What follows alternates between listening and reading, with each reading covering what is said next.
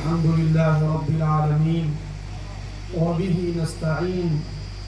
والصلاة والسلام على سيد المرسلين محمد وآله وأصحابه أجمعين أما بعد أعوذ بالله من الشيطان الرجيم بسم الله الرحمن الرحيم إنا نحن نزلنا الذكر وإنا له لحافظون. وقال في موضع آخر بعد أعوذ بالله من الشيطان الرجيم يا أيها الناس قد جاءتكم موعظة من ربكم وشفاء لما في الصدور وهدى ورحمة للمؤمنين قل بفضل الله وبرحمته فبذلك فليفرحوا هو خير مما يجمعون. صدق الله العظيم. وقال رسولنا وإمامنا محمد صلى الله عليه وسلم خيركم من تعلم القرآن وعلمه. وقال في موضع آخر من قرأ القرآن وعمل بما فيه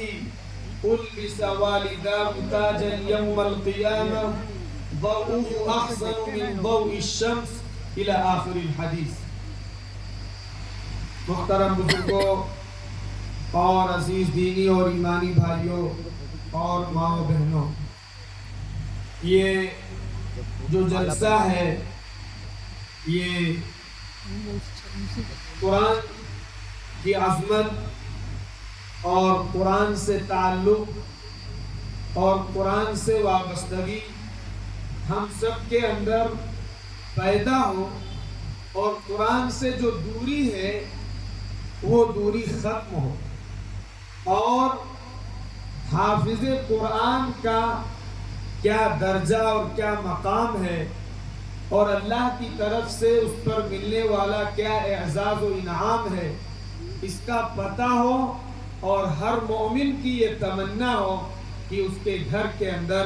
حافظ قرآن. محترم بزرگوں، زیادہ وقت نہیں لینا ہے. جو میں نے قرآن کی آیات پڑھی ہیں انہی آیات کا ترجمہ اور مختصر سی اس کی تفسیر اور جو حدیث پڑھی ہے اس میں کیا میسج ہمیں دیا گیا. سب سے پہلے قرآن اللہ رب العزت کی طرف سے جو کتاب ہمیں دی گئی ہے اس کتاب میں ہمیں پورا زندگی گزارنے کا سسٹم اور طریقہ دیا گیا. یہ ہم اور آپ اپنے دل و دماغ سے پہلے نکالیں کہ اس کتاب کو جو ہم نے درجہ دیا ہے کہ اگر کوئی جو ہے مال کھل رہا ہو یا شاپنگ سینٹر اوپن ہو رہا ہو، وہاں پر آدمی چلا جائے 4 5 20 25 حافظ بلا لے اور وہاں قرآن خوانی کروا لے. کوئی آدمی مر رہا ہو تو صاحب اس کے سامنے بیٹھ کے سورہ یاسین کی تلاوت کر لی جائے. یا چند رسومات کے علاوہ ہم میں سے تاجروں نے، ڈاکٹروں نے، بزنس مین لوگوں نے اور ہم میں سے جو انٹلیکچوئل ہے، جو سمجھدار ہے، اپنے آپ کو پڑھا لکھا ایجوکیٹڈ سمجھتا ہے، کیا اس نے یہ غور کیا کہ ہماری زندگی گزارنے کا سسٹم ہمیں قرآن میں اللہ نے کیا دیا؟ صرف قرآن کو اگر ہم نے ان چیزوں کے لیے جو میں نے ذکر کیا، میت کے ایصال ثواب کے لیے، شاپنگ سینٹر کی اوپننگ کے لیے، یا کوئی دکان ہو اس کی اوپننگ کے لیے، اور جو چند رسومات ہیں ہم نے اگر اس کو سمجھا ہے تو ہم نے قرآن کے ساتھ بہت بڑی خیانت کی. قرآن آیا کہ یہ انسان کو انسانیت کا سب سے بہترین راستہ سکھا. فرمایا ان ھذا القرآن یہدی للتی ہی اقوم. قرآن سکھائے گا کہ سب سے بہترین بزنس کیسے ہوتا ہے.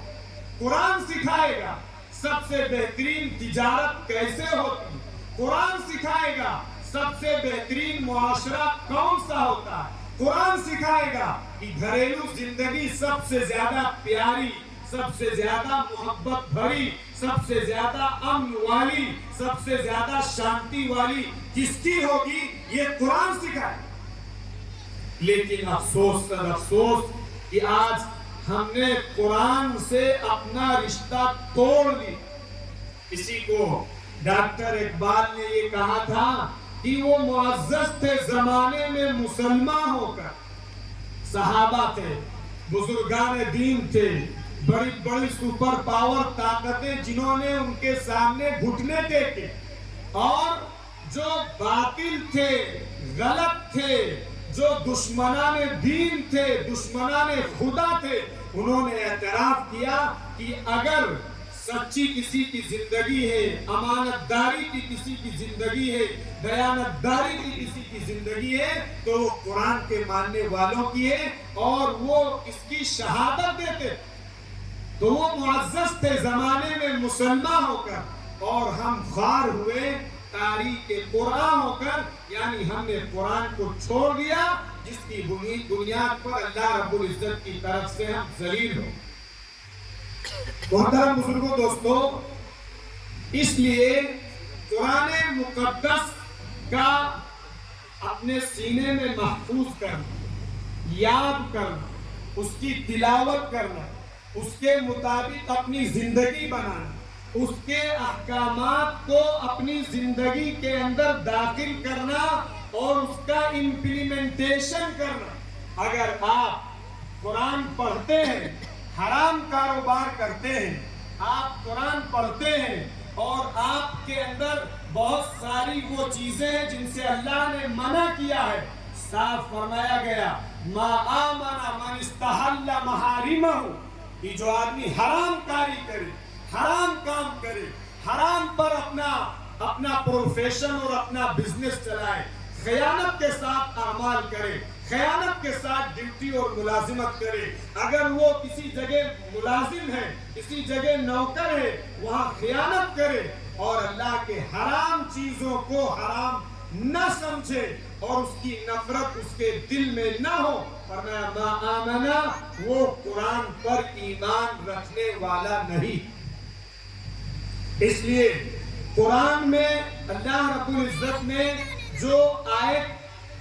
جو میں نے آپ کے سامنے پڑھی ہے، اس میں اللہ نے فرمایا یا ایھا الناس قد جاءتکم موعظۃ من ربکم، یہ لوگوں تمہارے پروردگار کی طرف سے تمہارے پاس نصیحت نامہ آیا۔ نصیحت کیا؟ موعظت، نصیحت۔ جب آدمی قرآن کے اندر جو میسیجز، جو پیغامات خدا کی طرف سے، جو گائیڈ لائن، جو انسٹرکشنز، جو ہدایات دی گئی ہیں، میرے عزیز و بزرگوں، دوستوں، جب آدمی اسے پڑھے گا تو اس کے دل کے اندر گداز پیدا، اس کے دل کے اندر نرمی پیدا ہو، اس کے دل کی سختی دور ہوگی، اس کے دل سے قساوت دور ہوگی۔ اور اگر قرآن نہ پڑھا گیا، قرآن نہ سمجھا گیا، قرآن کی نصیحت نہ سنی گئی، قرآن کی نصیحت پر کام نہ دھرے گئے، تو یاد رکھیے دل ایسے سخت ہوں گے جیسے پتھر، بلکہ قرآن میں فرمایا او اشد قسوہ، بلکہ پتھر سے بھی زیادہ دل سخت ہو جائے۔ آپ غور کیجیے، ہم نے قرآن سے کتنی نصیحت لی۔ میں اگر انڈیویجولی ایک ایک آدمی سے پوچھوں کہ آپ نے قرآن سے کتنی پند و نصیحت لی، تو ظاہر سی بات ہے ہر آدمی اپنے آپ میں، چاہے وہ ہماری ماں بہن ہو یا آدمی ہو، دیکھے کہ ہم نے قرآن کے ساتھ اس پروسپیکٹیو میں اور اس تناظر میں کتنی نصیحت کی۔ ہمارے پاس موبائل دیکھنے کے لیے، نیوز دیکھنے کے لیے، اور اس پر نہ جانے کیا کیا چیزیں ہیں، وہ ساری چیزیں دیکھنے کے لیے سب کے پاس وقت ہے، ٹائم ہے، اور جو خبریں آتی ہیں، چاہے وہ آدمی نیوز پیپر کے ذریعے سے اپنا وقت ان کے ساتھ بتاتا ہو یا پھر موبائل کے ذریعے سے وہ ان کی سماعت کرتا ہو، اور اس میں سے زیادہ تر جھوٹ پر مبنی ہوتی۔ ان کو جو اوپر سے آرڈر ہوتا ہے نیوز چلانے کا، جس کے ذریعے سے وہ اپنی کانسپریسی اور اپنی سازش میں کامیاب ہو، جس کے ذریعے سے سماج میں گندگی پھیلا سکے، سماج میں بدبو پھیلائیں، سماج میں سڑائی پھیلائیں، سماج میں نجاست پھیلائیں، سماج میں کرپشن پھیلائیں، اس طرح کی چیزیں اس پر چلائی جاتی ہیں تاکہ لوگوں کے دماغوں میں گندگیاں پیدا ہوں۔ ان گندگیوں کے لیے ہم مسلمانوں کے پاس وقت ہے، ہم مسلمانوں کے پاس ٹائم ہے، لیکن ہم میں سے ہر آدمی یہ دیکھے کہ قرآن میں جو نصیحت کے چیپٹر آئے ہیں، قرآن میں جو پیغمبروں کی سٹوریز بیان کی گئی ہے، قرآن میں جو آگے آنے والے حالات کی پیشین گوئی کی گئی ہے، قرآن میں پیچھے جن لوگوں نے ظلم کیا، جن لوگوں نے اتیاچار کیا، جن لوگوں نے انسانیت کا خون چوسا، خدا نے کیسے ان پر عذاب کا کوڑا برسایا، یہ سب اس کے اندر لکھا ہوا ہے۔ کیا ہم آپ ذرا غور کریں کہ کیا اس کے لیے بھی ہمارے شیڈیول میں کوئی وقت ہے؟ آپ غور کیجئے، آپ کو جواب نیگیٹو میں ملے۔ اور اگر آپ نے قرآن سے نصیحت نہیں لی ہے، قرآن کی موعظت کو نہیں سمجھا ہے، اس کے لیے آپ اپنا وقت نکالیں، قرآن کا ترجمہ پڑھیے، پیغمبروں کے قصص پڑھیے، آپ کے اندر حوصلہ آئے گا، آپ کے اندر ہمت آئے گی، آپ کے اندر اچھائیوں کے کرنے کا جذبہ پیدا ہوگا، آپ کے اندر اچھے ایموشنز بنیں گے، آپ کی نیتوں میں پیورٹی آئے گی۔ لیکن میرے عزیز و بزرگ دوستوں، آج ہماری کمیونٹی کا حوصلہ پست کیا ہے، اس میں بہت بڑا اگر کہا جائے دخل ہے تو ہمارے اس جو نیوز چل رہی ہیں اور جو سسٹم دیا گیا ہے، اس سسٹم کا بہت بڑا دخل۔ اس لیے ہر مسلمان یہ اللہ کہہ رہا، یا ایھا الناس قد جاءتکم موعظۃ من ربکم، اے لوگوں تمہارے پروردگار کے پاس سے تمہارے پاس نصیحت نامہ ہے۔ ہمارے اور آپ کے پاس ابھی سی ایم صاحب کا کوئی لیٹر آ جائے یا کسی دنیا کے کسی منسٹر اور وزیر یا کنگ کا کوئی لیٹر آ جائے تو ہم کیا کریں گے؟ ہم اسے پڑھیں گے، اگر عربی میں ہے یا صاحب جو ہے وہ فرینچ میں ہے یا کسی اور لینگویج میں ہے، ہم نہیں جانتے ہیں، ہم تلاش کریں گے ایسے آدمی کو جو عربی میں ٹرانسلیشن کر کے بتا سکے، ایسے آدمی کو جو فرینچ میں ٹرانسلیشن کر کے بتا سکے۔ میرے عزیز و بزرگوں دوستوں، میں بھی اور آپ بھی اپنے دل پہ ہاتھ رکھیے اور پوچھئے کہ اللہ یہ کہتا ہے، اے بندوں، اے لوگوں، میرا نصیحت نامہ تمہارے پاس آیا تمہارے پروردگار کی طرف سے، کیا تم نے اس کو سمجھنے کی کوئی کوشش کی؟ کیا تم نے اس کے میسج کو، اس کے پیغام کو پڑھنے کی اور اس کے مطابق اپنے آپ کو بنانے کی کوئی کوشش کی؟ ظاہر سی بات ہے ہماری کمیونٹی کا 99%، یہ بہت بڑھا کے میں کہہ رہا ہوں ورنہ مائنس میں جائیں گے، جو قرآن کا ترجمہ پڑھتے ہوں، درس قرآن سے تعلق رکھتے ہوں، قرآن کو سمجھنے کی کوشش کرتے ہوں، قرآن کی جو نصیحت کے واقعات ہیں ان واقعات کو پڑھ کے اپنی زندگی میں ان کو داخل کرنے کی کوشش کرتے ہوں۔ یہ قرآن کا پہلا، اللہ رب العزت نے یہ فرمایا، یا ایھا الناس قد جاءتکم موعظۃ من ربکم، جب آپ اس سے نصیحت لیں گے، اس کے نصیحت کے واقعات کو پڑھیں گے، اس کے قصص اور سٹوریز کو پڑھیں گے، اللہ کے احکامات کو پڑھیں گے، فرمایا وَشِفَاءٌ لِمَا فِي الصُّدُورِ، تو تمہارے دل کے اندر جو روگ ہیں، جو برائیاں ہیں، جو غلاظتیں ہیں، جو نجاستیں ہیں، جو بیماریاں ہیں، اللہ تعالیٰ اس قرآن کی نصیحت کی برکتوں سے اور اس قرآن پر عمل کرنے کی وجہ سے، اس قرآن کی تلاوت کی وجہ سے ان روگوں کو، ان برائیوں کو اور ان بیماریوں کو اللہ تعالیٰ صاف کر دے گا۔ اس کے لیے ان تمام روگوں سے اس کے اندر شفا۔ لیکن شفا کسے ملے گی؟ جو ٹیبلٹ کھائے گا، جو انجیکشن لگوائے گا، جو ٹریٹمنٹ کے لیے کوشش کرے گا، ٹریٹمنٹ کرے گا، لیکن صاحب پہلا ہی اسٹیپ ہم اس میں مائنس۔ اسی لیے آپ دیکھیں گے گھر گھر میں لڑائی، بھائی بھائی میں لڑائی، ایک دوسرے سے حسد، ایک دوسرے سے کینہ، ایک دوسرے سے بغض، ایک دوسرے کے ساتھ نفرت، ایک دوسرے کی لیگ پولنگ کی کوشش، ایک دوسرے کی ٹانگ کھینچنے کی کوشش، ایک دوسرے کو نیچا دکھانے کی کوشش، یہ ساری اس قرآن سے نصیحت نہ لینے کے روگ ہیں جس میں آج ہماری پوری کمیونٹی جھلس رہی ہے، جل رہی ہے۔ یہاں تک لوگوں نے کہا کہ بہت سارے ایسے لوگ ہوں گے جن کو اپنے دکھوں سے پریشانی نہیں ہے بلکہ دوسروں کے سکھ سے وہ پریشانی۔ کیوں؟ اس لیے کہ قرآن کو ہم نے صرف وہ جو بعض اعمال اس کے لیے ہم نے سمجھا، قرآن کو ہم نے نصیحت کی کتاب نہیں سمجھا، قرآن کو ہم نے اپنی زندگی میں برتنے کی کتاب نہیں سمجھا، قرآن کی گائیڈ لائن کو سیکھ کر اس کا امپلیمنٹیشن کرنے کی ہم نے کوئی کوشش نہیں کی، جس کے نتیجے میں یہ روگ پیدا۔ آگے فرمایا بہت ہی اختصار کے ساتھ فرمایا شفاء لما فی الصدور وہدی ورحمہ، کہ پھر جب آدمی قرآن سے نصیحت لے گا اور اس کے دل کے روگ صاف ہوں گے، اس کے دل کی بیماریاں صاف ہوں گی، اس کے دل کی نجاستیں اور غلاظتیں اور امپیورٹیز ختم ہوں گی، تو اللہ تعالیٰ کی طرف سے پھر اسے صحیح راستے پہ چلنے کی توفیق ملے، صحیح راستہ اسے دکھایا جائے، اسے ہدایت عطا کی جائے گی، پھر گناہ سے اس کو نفرت ہوگی، اس کے دل کے اندر کراہیت ہوگی۔ جیسے ایک آدمی کو نجاست سے، غلاظت سے، پیشاب سے، بلغم سے اور جو گندی چیزیں ہیں ان سے آدمی کی طبیعت میں نفرت ہوتی ہے، گھن ہوتی ہے، اس کو دیکھ کے آدمی بالکل جو ہے وہ اندر سے بالکل ایک دم سے جھنجھوڑ کر گویا کی رکھ دیا جاتا ہے۔ میرے عزیز و بزرگوں دوستوں، جب قرآنی زندگی ہوگی تو ایسے موقع سے پھر گناہ کو دیکھ کر اس کے دل کے اندر چوٹ لگے، گناہ کو دیکھ کر اس کا دل تلملائے گا، گناہ کرنے کے وقت اس کا ہاتھ تھر تھر کانپے گا، اس سے اسے گھن پیدا ہوگی۔ اگر گناہ کو دیکھ کر گھن نہیں پیدا ہو، گناہ کو دیکھ کر آدمی انجوائے کر رہا ہے گناہ سے،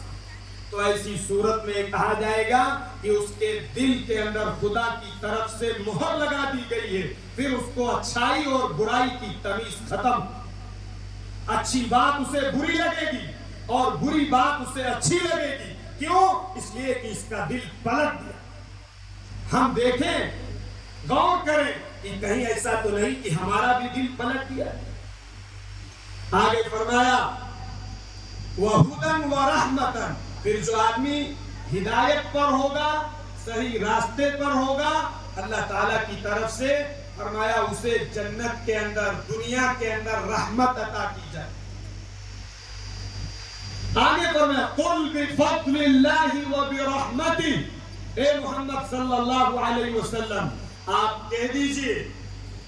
کہ قُلْ بِفَضْلِ اللَّهِ وَبِرَحْمَتِهِ، کہ یہ اللہ کے فضل سے اور اس کی رحمت سے ہے،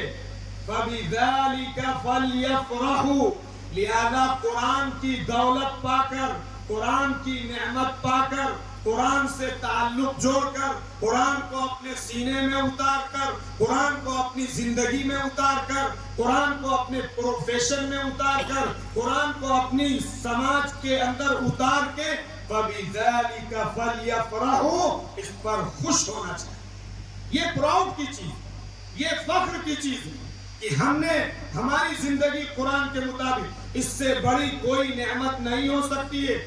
اگر کوئی آدمی بڑے سے بڑا ڈاکٹر بن جائے، بڑے سے بڑا پروفیسر بن جائے، بڑے سے بڑے ایگزام کو کوالیفائی کر لے، لیکن ایک سچے مومن کے دل و دماغ میں قرآن سے بڑھ کر وہ دولتیں، وہ ڈگریاں نہیں ہو سکتی ہیں۔ یہ قرآن کہہ رہا فَبِذَلِكَ فَلْيَفْرَحُوا، اگر خوشی کرنا ہے، اگر خوش ہونا ہے، اگر پراؤڈ کرنا ہے، اگر فخر کرنا ہے، اگر ناز کرنا ہے، تو قرآن جیسی نعمت پر ناز کرنا چاہیے۔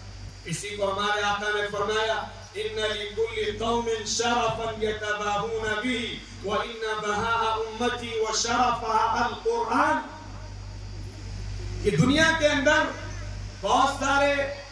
لوگوں کے اپنے اپنے کرائٹیریا ہیں، عزت کے لیے، آنر کے لیے، شرف کے لیے، رسپیکٹ کے لیے، آدمی کے اپنے اپنے کرائٹیریا ہیں. کوئی اپنی برادری پہ ناز کرتا ہے, کوئی اپنے خاندان پہ ناز کرتا ہے, کوئی اپنی ڈگری پہ ناز کرتا ہے, کوئی اپنی کرسی پہ ناز کرتا ہے. فرمایا دنیا کے لوگوں کے مختلف چیزیں ان کے پراؤڈ کے لیے ہو سکتی ہیں, لیکن فرمایا وَإِنَّ بَهَاءَ أُمَّتِي وَشَرَفَهَا, میری امت کے لیے پراؤڈ, میری امت کے لیے شرف اور آنر کا کرائٹیریا القرآن, وہ قرآن مقدس, جس کو میرے عزیز و بزرگوں دوستوں ہم لوگوں نے بالکل چھوڑ رکھا, طاقوں میں سجا رکھا, اور جس کو ہم نے بعض اعمال کے لیے اس کو طے کر رکھا ہے. اس لیے آپ یہ طے کیجئے, تھوڑی سے وقت میں ظاہر سی بات ہے آپ کو قرآن کی موعظت اور اس کی نصیحت کا پورا چیپٹر نہیں سمجھایا جا سکتا ہے, لیکن اتنا ضرور کہا جا سکتا ہے کہ اگر آپ مسلمان ہیں, آپ قرآن سے تعلق رکھتے ہیں, آپ کو قرآن سے محبت ہے, آپ کو قرآن سے لگاؤ ہے, تو آپ قرآن کے لیے اپنا وقت فارغ کیجئے, قرآن خود بھی پڑھیے. ایک بڑا طبقہ ہے, بہت ہی زیادہ افسوس کے ساتھ ایک بڑا طبقہ ہے جس کو قرآن صحیح پڑھنا نہیں آتا ہے. 50 سال, 40 سال, 30 سال, 35 سال کے ہو گئے, لیکن ہمارا قرآن جیسا تھا پہلے اس سے زیادہ یا اسی طرح کا ہے. نہ ہم نے اس میں کوئی نکھار پیدا کرنے کی, نہ ہم نے اس میں تصحیح کرنے کی, اس کو صحیح کرنے کی کوئی کوشش نہیں کی. نہ ہم قاری صاحب کے پاس گئے, نہ ہم مولانا صاحب کے پاس گئے. صاحب جیسا چل رہا تھا ویسا ہی چل رہا ہے. یہ بھی قرآن کے ساتھ ہمارے تعلق کے ٹوٹ جانے کی بات. دنیا میں ہماری دکان کے اندر اگر نقصان ہو جائے یا نقصان نہ ہو, ہم نے 4 لاکھ روپے پہ اپنا کاروبار اسٹینڈ کیا تھا, اور ہم 4 ہی لاکھ روپے پہ ہیں 40 سال کے بعد, 20 سال کے بعد, 5 سال کے بعد, تو آپ اسے عقل مند کہیں گے, آپ اس کے سمجھدار کہیں گے, آپ اس کو رائے دیں گے کہ بھیا اگر یہ کام نہیں چل پا رہا ہے آپ کام بدلیے, کاروبار بدلیے, سسٹم بدلیے. میرے عزیز و بزرگوں دوستوں 20 سال ہو گئے, 30 سال ہو گئے, 35 سال ہو گئے, 40 سال ہو گئے, قرآن کی سورہ فاتحہ جیسی تھی ویسی ہی ہے, اس میں کوئی امپرومنٹ نہیں, اس میں کوئی پروگریس نہیں. کیا ہمارے اوپر یہ ذمہ داری نہیں ہوتی ہے کہ ہم اپنا قرآن قاری صاحب کے پاس بیٹھ کے صحیح کریں؟ کیا اللہ کے کلام کا اتنا حق نہیں ہے؟ جس مالک نے آنکھیں دی, جس مالک نے دل دماغ دیا, جس مالک نے صلاحیت استعداد دی, جس مالک نے آل اولاد دی, کیا ہماری یہ ذمہ داری نہیں کہ ہم خود بھی قرآن صحیح کریں؟ جیسا کہ ابھی کہا جا رہا تھا کہ ہمیں اپنے بچوں کی تربیت کرنا ہے. تربیت کرنے سے پہلے آپ کو اپنی تربیت کرنی ہوگی. آپ یہ سمجھیں کہ ہمارا بچہ حافظ قرآن بن جائے, ہمارا بچہ تہجد گزار بن جائے, ہمارا بچہ سبحان اللہ ماشاء اللہ کہنے لگے, ہمارا بچہ ایک دوسرے کی عزت کرے, ہمارا بچہ ایک دوسرے کو سلام کرے, اور ہماری زندگی ہم گالی بکیں, ہم جھوٹ بولیں, ہم فراڈ کریں, ہم بےایمانی کریں, ہم کاروبار حرام طریقے سے کریں, ہمیں حلال و حرام کی فکر نہ ہو, اور اس کے بعد ہم اپنے گھر میں آ کے اپنی فیملی کے ساتھ لڑائی کریں, تو میں کریں, کوئی اچھی مہذب پیسفل بچے کو ماحول نہ دیں. آپ کیا سمجھتے ہیں کہ بچہ تربیت پا جائے گا؟ آپ بڑے سے بڑا مربی لے کے آئیے, کوئی تربیت اس بچے کی نہیں ہو پائے گی جب تک کہ آپ کی تربیت نہیں. ماں اگر درست ہے, ماں کے اندر جذبہ ہے, ماں کے اندر جو ہے للہیت ہے, ماں کے اندر اللہ سے محبت ہے, ماں کے اندر اللہ سے تعلق ہے, باپ اللہ سے ڈرنے والا ہے, باپ اللہ سے خوف کھانے والا ہے, باپ اپنے گھر میں اپنی بیوی اور اپنے ماں اور اپنے باپ کے حقوق کو ادا کرنے والا ہے, باپ ایک اچھی زندگی, ایک سچے مسلمان کی زندگی, ایک قرآن کے مطابق زندگی گزارنے والا ہے, آپ کے بچے کی تربیت بہت کچھ اس باپ کے اعمال اور ماں کی ایکٹیویٹیز سے ہوتی ہے. اس لیے میرے عزیز و بزرگوں دوستوں, آپ اپنی فکر کریں اور قرآن صحیح کریں, آپ اپنے بچوں کو وقت دیں, اور ساتھ ہی ساتھ جو ہمارے بچے ہیں, بہت سارے ہمارے قصبے کے اندر بھی بہت کھل کے یہ بات کہی جا رہی ہے کہ جس کے پاس چند پیسے آ جاتے ہیں, تھوڑے سے پیسے آ گئے, किसी भी तरीके से आगे हो, वो अपनी औलाद को कुरान पढ़ाने में अपनी इंसल्ट महसूस करने लगा। इससे ज्यादा गिर जाने की, इससे ज्यादा जिल्लत की, इससे ज्यादा गंदगी की और कोई बात नहीं हो सकती है। अगर उस इंसान ने कुरान की तालीम में अपनी इंसल्ट समझी है, खुदा पाक की कसम याद रखिए, कल को कयामत के मैदान में जिस इंसान को अल्लाह ने औलाद दी है, इस औलाद को उसने कुरान से, अल्लाह के रसूल की मोहब्बत से, इस्लामिक फंडामेंटल से महरूम रखा है। कल को यही बच्चा, कुरान कहता है, अपने बाप का गिरेबान पकड़ेगा, अपनी माँ का गिरेबान पकड़ेगा, अपने गार्जियन का गिरेबान पकड़ेगा और ये कहेगा, रब्बना इन्ना अताअना सादतना व कुबराअना फअदल्लूना सबीला रब्बना आतिहिम दिफ़ैन मिनल अज़ाब। ये अल्लाह, हमारे गार्जियन ने, हमारे एल्डर्स ने, हमारी अम्मा ने, हमारे अब्बा ने हमें जिस ट्रैक पर डाला था, जिस पटरी पर डाला था, वो पटरी दहरियत की थी, वो पटरी गुमराही की थी, वो पटरी गंदगी की थी, वो पटरी इस्लाम बेजारी की थी, वो पटरी अखलाक सोच थी, वो पटरी इंसानियत सोच थी, जिस पटरी पे मेरे माँ बाप ने मुझे डाला था। ए अल्लाह, अगर मैं गुमराह हुआ तो मेरी माँ और मेरे बाप ये बुनियादी सबब हुए। फिर वही औलाद खुदा की बारगाह में कहेगा, आतिहिम दिफ़ैन मिनल अज़ाब। अल्लाह, अगर आप हमें सजा देते हैं, अगर आप मुझे जहन्नम की आग में झोंकते हैं, अल्लाह, तो उससे पहले हमारी माँ और बाप को जहन्नम के अजाब में झोंकिए और उनको डबल पनिशमेंट दीजिए। और आगे फरमाया, वलअनहुम लअनन कबीरा। अल्लाह, इन पर फटकार बरसाइए। अगर ये माँ और ये बाप मुझे सही ट्रैक पर डालते, सही पटरी पर डालते, सही सिस्टम पर डालते, एजुकेशन के सही सिस्टम पर डालते, तो शायद कि मैं गुमराह न हो। इसलिए थोड़े से पैसे आ जाने के बाद, थोड़ी सी जरा से शनाख्त और जो है अपना स्टैंडर्ड लिविंग उठ जाने के बाद, आप अगर अपने आप को अल्लाह रसूल से ऊपर समझते हैं, तो बहरहाल आप अपने इस्लाम के बारे में गौर कीजिए। आप पढ़ाइए अपने बच्चों को,